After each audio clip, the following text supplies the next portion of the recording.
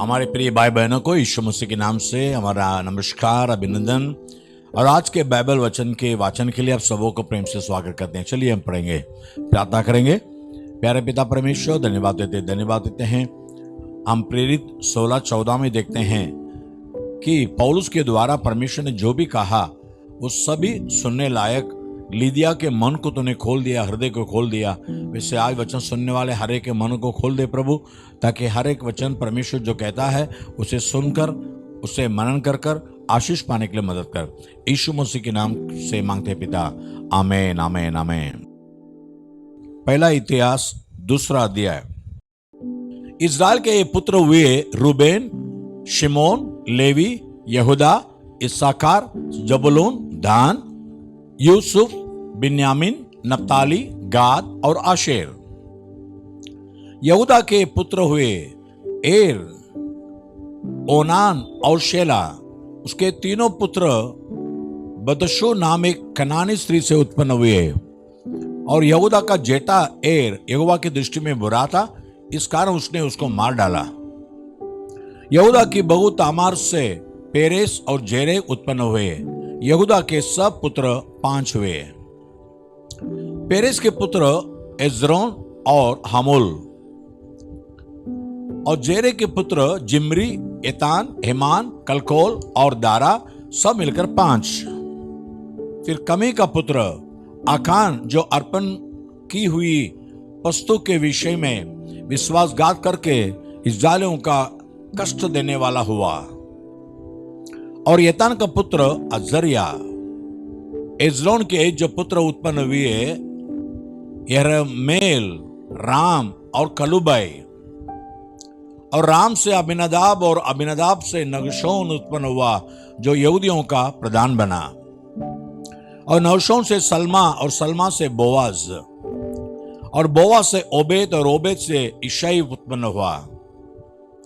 और इशै से उसका जेठा एलियाब और दूसरा अबिनदाब, तीसरा शिमा, चौथा नतनेल और 5वां हृदय, छठा ओजेम और 7वां दाऊद उत्पन्न हुआ।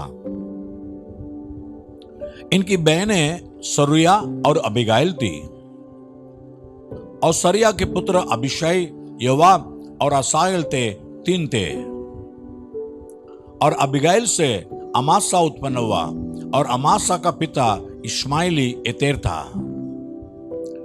एज्रोन के पुत्र कालेब के अजबा नाम एक स्त्री से और यरियोत से बेटे उत्पन्न हुए। और इसके पुत्र ये हुए, अर्थात येशेर, शेबाब और अर्दोन। जब अजबा मर गई तब कालेब ने एप्रात को ब्याह किया, और जिससे हूर उत्पन्न हुआ। और हूर से ऊरी, और ऊरी से बसलेल उत्पन्न हुआ। इसके बाद इज्रोन गिलाद के पिता माकीर की बेटी के पास गया, जिससे उसने तब ब्याह लिया जब वो 60 वर्ष का था। और उससे सगुब उत्पन्न हुआ। और सगुब से याईर जन्मा, जिसके गिलाद देश में 23 नगर थे। और गशूर और आराम ने याईर की बस्तियों को और गांवों समेत कनत को उनसे ले लिया। ये सब नगर मिलकर 60 थे। ये सब गिलाद के पिता माकीर के पुत्र हुए। पहला इतिहास अध्याय 2 24 से 55। जब एज्रोन कालेब एप्राता में मर गया, तब उसकी अबिया नामक स्त्री से अशहूर उत्पन्न हुआ, जो तको का पिता हुआ। हेजरोन के जेठे यरहोल के ये पुत्र हुए, अर्थात राम जो उसका जेठा था, और बुना, ओरेन, ओसेम और हय्या। यरहोल की एक और पत्नी थी, जिसका नाम अतारा था। वह ओनाम की माता थी। यरहोल के जेठे राम के ये पुत्र हुए, अर्थात मास, यामिन और एकेर। ओनाम के पुत्र शमय और यादा हुए। शमय के पुत्र नादाब और अबीशूर हुए। अबीशूर की पत्नी का नाम अबीहैल था, और उससे अहबान और मोलिद उत्पन्न हुए। नादाब के पुत्र सेलेद और अपमाइम हुए। सेलेद तो निसंतान मर गया। अपमाइम का पुत्र ईशी, ईशी का पुत्र शेशान, और शेशान का पुत्र अहलाय, फिर शमाई के भाई यादा के पुत्र एतेर और योनातान। एतेर तो निसंतान मर गया। योनातान के पुत्र पेलेत और जाजा। यरहोल के वंशज ये ही हुए। शेशान के तो बेटा न हुआ, केवल बेटियां हुई।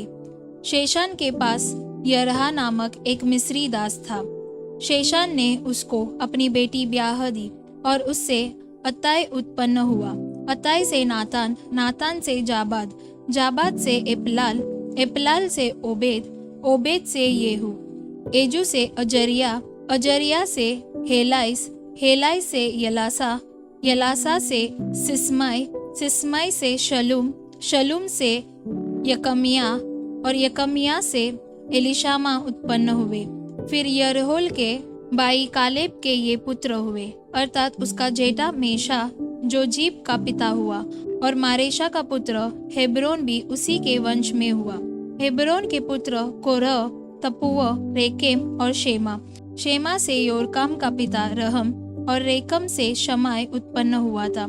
शमाय का पुत्र माहोन हुआ और माहोन बेतसूर का पिता हुआ। फिर एपा जो कालेब की रकेल थी, उससे हारान, मूसा और गाजेज उत्पन्न हुए, और हारान से गाजेज उत्पन्न हुआ।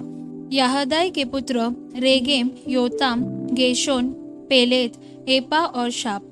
माका जो कालेब की रकेल थी, उससे शेबेर और तिरहाना उत्पन्न हुए। फिर उससे मदमन्ना का पिता शाप और मकबेना और गीबा का पिता शबा उत्पन्न हुए, और कालेब की बेटी अक्सा थी। कालेब के वंशज ये हुए। एप्राता के जेठे हूर के पुत्र किरियतयारिम का पिता शोबाल, बेतलेहेम का पिता सलमा और बेतगादेर का पिता हारेब। किरियतयारिम के पिता शोबाल के वंश में हारोय आदे मनुहोतवासी। किरियतयारिम के पिता शोबाल के वंश में हारोय आदे मनुहोतवासी, और किरियतयारिम के कुल अर्थात इत्री, पुती, शुमाती और मिश्राई, और इनसे सोराई और एश्ताओली निकले। फिर सलमा के वंश में बेतलहम और नतोपाई, अत्रोत, बेतयोआब और आदे मानहती, सोरी और याबेस में रहने वाले लेखकों के कुल अर्थात तिराती, शीमाती और सुकाती हुए। ये रेकाब के घराने के मूल पुरुष हमद के वंश वाले केनी है। आमीन। आज मिका 6वां अध्याय पढ़ेंगे। जो बात यहोवा कहता है उसे सुनो, उठकर पहाड़ों के सामने वाद विवाद कर और टीले भी तेरी सुनने पाए।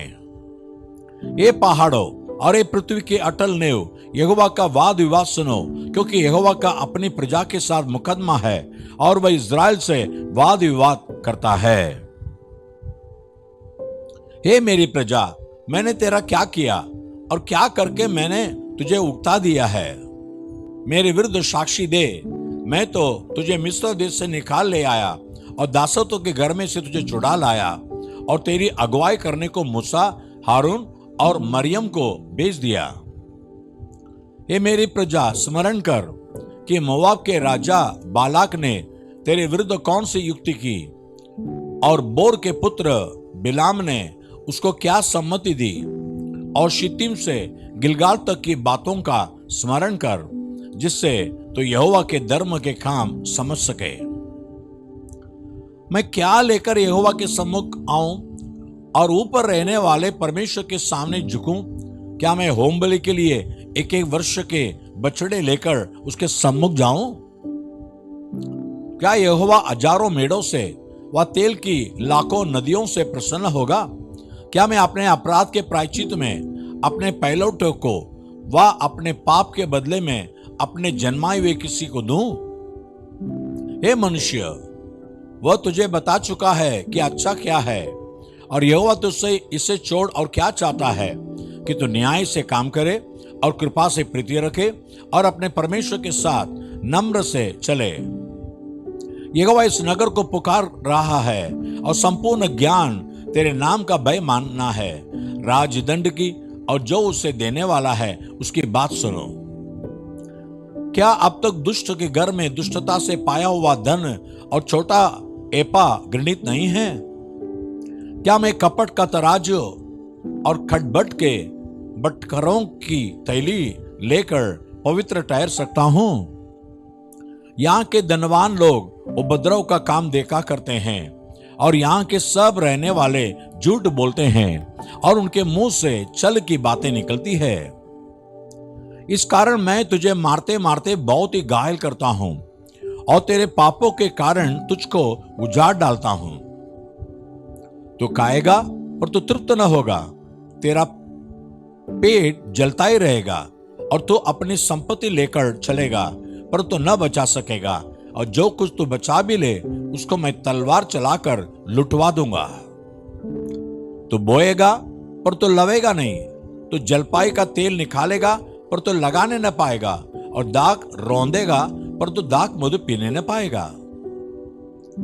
क्योंकि वे उम्री के विधियों पर और आगाब के घराने के सब कामों पर चलते हैं और तुम उनकी युक्तियों के अनुसार चलते हो, इसलिए मैं तुझे उजाड़ दूंगा और इस नगर के रहने वालों पर ताली बजवाऊंगा और तुम मेरी प्रजा की नामधराई सहोगे। मीका अध्याय 7।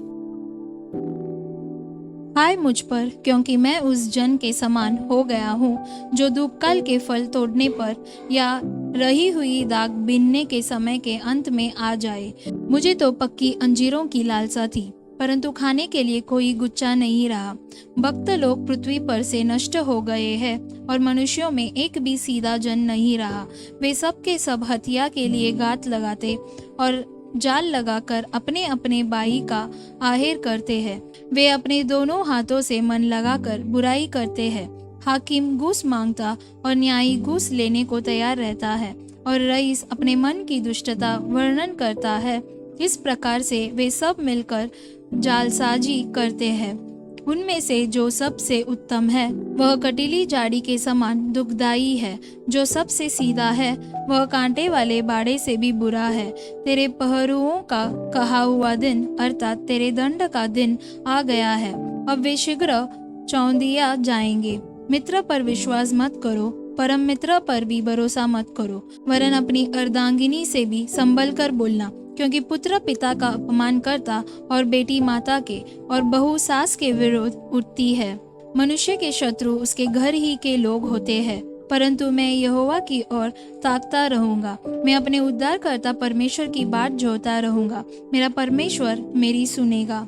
हे मेरी बहरीन, मुझ पर आनंद मत कर, क्योंकि ज्यों ही मैं गिरूंगा त्यों ही उठूंगा, और ज्यों ही मैं अंधकार में पड़ूंगा त्यों ही यहोवा मेरे लिए ज्योति का काम देगा। मैंने यहोवा के विरुद्ध पाप किया है, इस कारण मैं उस समय तक उसके क्रोध को सहता रहूंगा, जब तक कि वह मेरा मुकदमा लड़कर मेरा न्याय न चुकाएगा। उस समय वह मुझे उजियाले में निकाल ले आएगा और मैं उसका धर्म देखूंगा। तब मेरी बहरीन जो मुझसे यह कहती है कि तेरा परमेश्वर यहोवा कहाँ रहा, वह भी उसे देखेगी और लज्जा से मुंह ढांपेगी। मैं अपनी आंखों से उसे देखूंगा, तब वह सड़कों की खींच के समान लथाड़ी जाएगी। तेरे बाड़ों के बांधने के दिन उसकी सीमा बढ़ाई जाएगी। उस दिन अशूर से और मिस्र के नगरों से और मिस्र और महानद के बीच के और समुद्र और पहाड़ के बीच के देशों से लोग तेरे पास आएंगे। तभी यह देश अपने रहने वालों के कामों के कारण उजाड़ ही रहेगा। तू लाठी लिए हुए अपनी प्रजा की चरवाही कर, अर्थात अपने नीज बाग की भेड़ बकरियों की, जो करमेल के वन में अलग बैठती है। वे पूर्वकाल के समान बाशान और गिलाद में चरा करें। जैसे कि मिस्र देश से तेरे निकल आने के दिनों में, वैसे ही अब मैं उसको अद्भुत काम दिखाऊंगा। अन्य जातियां देखकर अपने सारे पराक्रम के विषय में लजाएंगी। वे अपने मुंह को हाथ से छिपाएंगी और उनके कान बहिरे हो जाएंगे। वे सर्प के समान मिट्टी चाटेंगी और भूमि पर रेंगने वाले जंतुओं की भांति अपने बिलों में से कांपती हुई निकलेंगी। वे हमारे परमेश्वर यहोवा के पास तरतराती हुई आएंगी और वे तुझ से डरेंगी। तेरे समान ऐसा परमेश्वर कहाँ है जो अधर्म को क्षमा करे और अपने निज बाग के बचे हुओं के अपराध को ढांप दे। वह अपने क्रोध को सदा बनाए नहीं रहता, क्योंकि वह करुणा से प्रीति रखता है। वह फिर हम पर दया करेगा और हमारे अधर्म के कामों को लताड़ डालेगा। तू उनके सब पापों को गहरे समुद्र में डाल देगा, तू याकूब के विषय में वह सच्चाई और इब्राहिम के विषय में वह करुणा पूरी करेगा, जिसकी शपथ तू प्राचीन काल के दिनों से लेकर अब तक हमारे पितरों से खाता आया है। आमीन। जकरिया की किताब पहला अध्याय। दारा के राज्य के दूसरे वर्ष के 8वां महीने में जकरिया भविष्यद्वक्ता के पास, जो बेरक्या का पुत्र और इद्दो का पोता था, यहोवा का एक वचन पहुंचा। यहोवा तुम लोगों के पुरखाओं से बहुत ही क्रोधित हुआ था, इसलिए तू इन लोगों से कह, सेनाओं का यहोवा यूं कहता है, तुम मेरी ओर फिरो। सेनाओं के यहोवा की यही वाणी है, तब मैं तुम्हारी ओर फिरूंगा। सेनाओं के यहोवा का यही वचन है। अपने पुरखाओं के समान न बनो। उनसे तो अगले भविष्यद्वक्ता यह पुकार पुकार कर कहते थे कि सेनाओं का यहोवा यूं कहता है, अपने बुरे मार्गों से और अपने बुरे कामों से फिरो। पर तो उन्होंने न तो सुना और न मेरी ध्यान दिया। यहोवा की यही वाणी है। तुम्हारे पुरखा कहां रहे और भविष्यद्वक्ता क्या सदा जीवित रहते हैं? पर तो मेरे वचन और मेरी आज्ञाएं जिनको मैंने अपने दास नबियों को दिया था, क्या वे तुम्हारे पुरखाओं पर पूरी न हुई? तब उन्होंने मन फिराया और कहा, सेनाओं के यहोवा ने हमारे चाल चलन और कामों के अनुसार हमसे जैसा व्यवहार करने को कहा था, वैसा ही उसने हमको बदला दिया है। दारा के दूसरे वर्ष के साबात नाम 11वें महीने के 24वें दिन को जकरिया नबी के पास, जो बेरक्या का पुत्र और इद्दो का पोता था, यहोवा का वचन यूं पहुंचा। मैंने रात को स्वप्न में क्या देखा कि एक पुरुष लाल घोड़े पर चढ़ा हुआ उन मेंहदियों के बीच खड़ा है जो नीचे स्थान में है, और उसके पीछे लाल और सुरंग और श्वेत घोड़े भी खड़े हैं। तब मैंने, हे मेरे प्रभु, ये कौन है? तब जो दूत मुझसे बातें करता था उसने मुझसे कहा, मैं तुझे बताऊंगा कि ये कौन है। फिर जो पुरुष मेंहदियों के बीच खड़ा था उसने कहा, ये वे हैं जिनको यहोवा ने पृथ्वी पर सैर अर्थात घूमने के लिए भेजा है। तब उन्होंने यहोवा के उस दूत से जो मेंहदियों के बीच खड़ा था कहा, हमने पृथ्वी पर सैर किया है और क्या देखा कि सारी पृथ्वी में शांति और चैन है। तब यहोवा के दूत ने कहा, हे सेनाओं के यहोवा, तू जो यरूशलेम और यहूदा के नगरों पर 70 वर्ष से क्रोधित है, सो तू उन पर कब तक दया न करेगा? और यहोवा ने उत्तर में उस दूत से जो मुझसे बातें करता था अच्छी अच्छी और शांति की बातें कही। तब जो दूत मुझसे बातें करता था उसने मुझसे कहा, तो पुकार कर कह कि सेनाओं का यहोवा यूं कहता है, मुझे यरूशलेम और सिय्योन के लिए बड़ी जलन हुई है, और जो जातियां सुख से रहती हैं उनसे मैं क्रोधित हूं, क्योंकि मैंने तो थोड़ा सा क्रोध किया था, परंतु उन्होंने विपत्ति को बढ़ा दिया। इस कारण यहोवा यूं कहता है, अब मैं दया करके यरूशलेम को लौट आया हूं। मेरा भवन उसमें बनेगा और यरूशलेम पर नापने की डोरी डाली जाएगी। सेनाओं के यहोवा की यही वाणी है। फिर यह भी पुकार कर कह कि सेनाओं का यहोवा यूं कहता है, मेरे नगर फिर उत्तम वस्तुओं से भर जाएंगे, और यहोवा फिर सिय्योन को शांति देगा और यरूशलेम को फिर अपना ठहराएगा। फिर मैंने जो आंखें उठाई तो क्या देखा कि 4 सींग है। तब जो दूत मुझसे बातें करता था उससे मैंने पूछा, ये क्या है? उसने मुझसे कहा, ये वे ही सिंह है जिन्होंने यहूदा और इज़राइल और यरूशलेम को तितर पितर किया है। फिर यहोवा ने मुझे 4 लोहार दिखाए। तब मैंने पूछा, ये क्या करने को आए हैं? उसने कहा, ये वे ही सिंह है जिन्होंने यहूदों को ऐसा तितर पितर किया कि कोई सिर न उठा सका, परंतु ये लोग उन्हें भगाने के लिए और उन जातियों के सिंहों को काट डालने के लिए आए हैं जिन्होंने यहूदा के देश को तितर पितर करने के लिए उनके विरुद्ध अपने अपने सिंग उठाए थे। जकरिया अध्याय 2। फिर मैंने आंखें उठाई तो क्या देखा कि हाथ में नापने की डोरी लिए हुए एक पुरुष है। तब मैंने उससे पूछा, तू कहाँ जाता है? उसने मुझसे कहा, यरूशलेम को नापने जाता हूँ कि देखूं उसकी चौड़ाई कितनी और लंबाई कितनी है। तब मैंने क्या देखा कि जो दूत मुझसे बातें करता था वह चला गया, और दूसरा दूत उससे मिलने के लिए आकर उससे कहता है, दौड़कर इस जवान से कहो, यरूशलेम मनुष्यों और घरेलू पशुओं की बहुतायत के मारे शहरपनाह के बाहर बाहर भी बसेगी। यहोवा की यह वाणी है कि मैं आप उसके चारों ओर आग की सी शहरपनाह ठहरूंगा और उसके बीच में तेजोमय होकर दिखाई दूंगा। यहोवा की यह वाणी है, देखो, सुनो, उत्तर के देश में से भाग जाओ, क्योंकि मैंने तुमको आकाश की चारों वायुओं के समान तितर बितर किया है।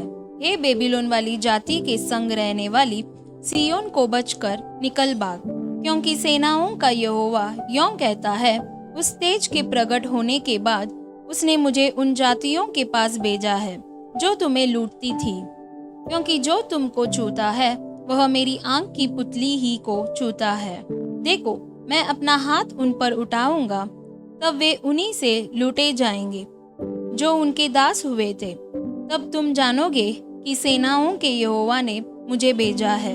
हे सिय्योन, ऊंचे स्वर से गा और आनंद कर, क्योंकि देख, मैं आकर तेरे बीच में निवास करूंगा।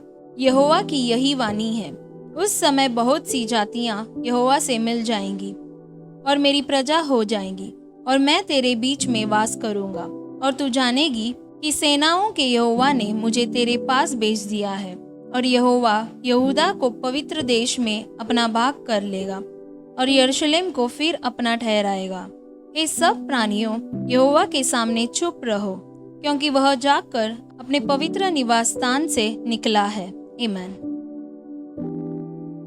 यशाया 9 अध्याय। तो अभी संकट भरा अंधकार जाता रहेगा। पहले तो उसने जबूलून और नप्ताली के देशों का अपमान किया, पर तो अंतिम दिनों में ताल की और यर्दन के पार की अन्य जातियों के गलील को महिमा देगा। जो लोग अंधियारे में चल रहे थे उन्होंने बड़ा उजाला देखा, और जो लोग घोर अंधकार से भरे हुए मृत्यु के देश में रहते थे उन पर ज्योति चमकी।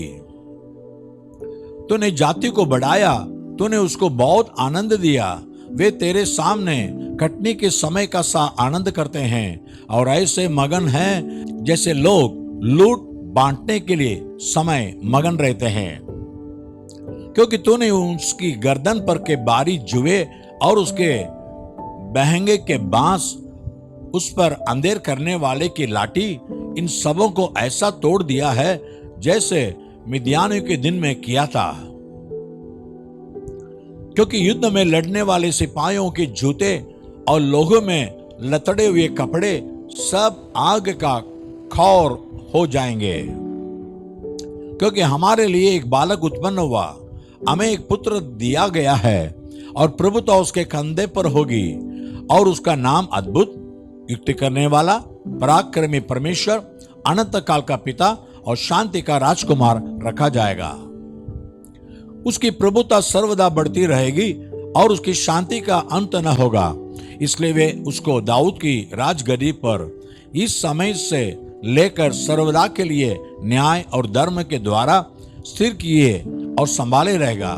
सेनाओं के यहोवा की धुन के द्वारा यह हो जाएगा।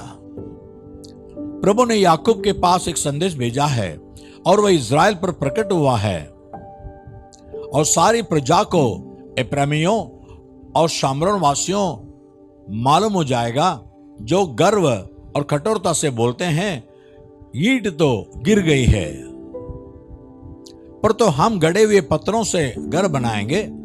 गुलर के वृक्ष तो कट गए हैं, पर तो हम उनकी संति देवदारों से काम लेंगे।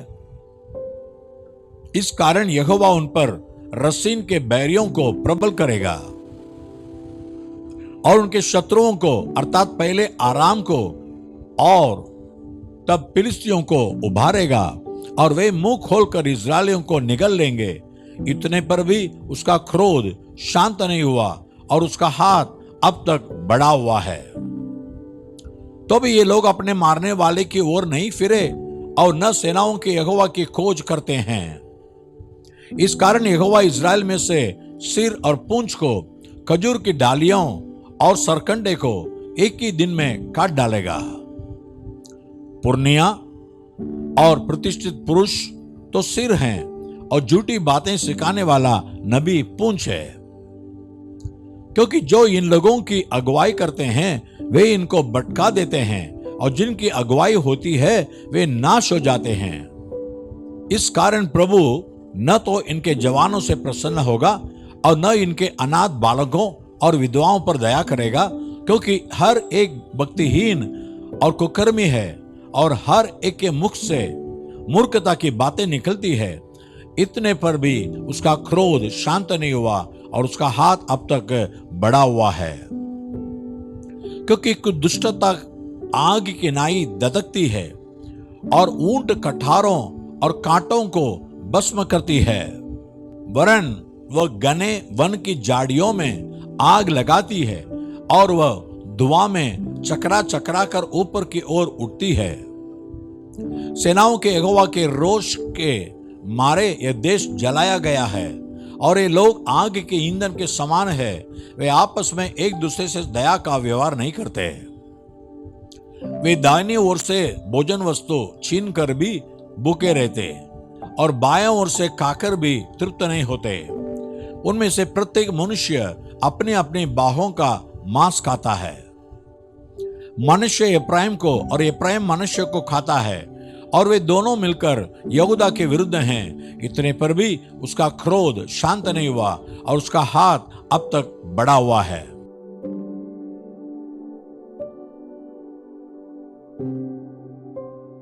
आइए प्रार्थना करेंगे। हे हमारे प्यारे पिता परमेश्वर, धन्यवाद देते हैं। यशायाह 9:6 में तूने कहा, हमारे लिए एक बालक जन्मा है, हमारे लिए पुत्र दिया गया है, उसका नाम होगा अद्भुत और युक्ति देने वाला, पराक्रमी परमेश्वर, अनंत काल के पिता और शांति का प्रभु कहा जाएगा। यीशु मसीह के बारे में कितने हजारों साल के पहले तूने भविष्यवाणी कही थी। वैसे 2000 साल के पहले यीशु मसीह दुनिया में प्रकट हुआ, हमारे पापों के लिए मरण पाया, गाड़ा गया, तिस दिन जी उठा, आज भी जिंदा परमेश्वर है। इसलिए आज भी प्रभु यीशु मसीह हमारे लिए शांति का प्रभु है, हमारे लिए सामर्थ्य परमेश्वर है। आज अपनी शांति सुनने वाले के जीवन में प्रकट कर और अपने सामर्थ्य प्रकट कर कर उनके जीवन में के सारे बंधन से, सारे कष्टों से उनको छुड़ा दे और आशीष कर। यीशु मसीह के नाम से मांगते पिता, आमीन और आमीन। God bless you. आमीन।